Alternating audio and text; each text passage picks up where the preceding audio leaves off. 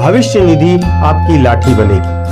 लेकिन 1 जुलाई 2026 से इसी लाठी पर एक ऐसा कानूनी प्रहार किया गया है जिसने देश के 8 करोड़ परिवारों की नींद उड़ा दी है। सरकार ने 74 साल पुरानी ईपीएफ स्कीम 1952 को इतिहास के पन्नों में समेटकर ईपीएफ स्कीम 2026 को लागू कर दिया है। अब के लिए पीएफ कटना अनिवार्य है या नहीं है? लेकिन व्यवहार में क्या होता था, अगर आपकी बेसिक सैलरी 40,000 या 50,000 भी होती थी तो कंपनियां आपकी एक्चुअल बेसिक सैलरी का पूरा 12% काटती थी और उतना ही अपनी जेब से मिलाकर, यानी कि 12% ही अपनी जेब से भी मिलाकर पीएफ के खाते में डाल दिया करती थी।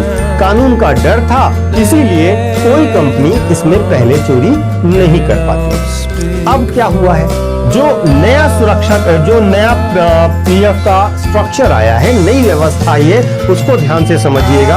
अब सरकार ने नोटिफाई कर दिया है कि कानूनी तौर पर मैंडेटरी कंट्रीब्यूशन और सिर्फ 15,000 की वेज सीलिंग तक ही यह सीमित रहने वाला है।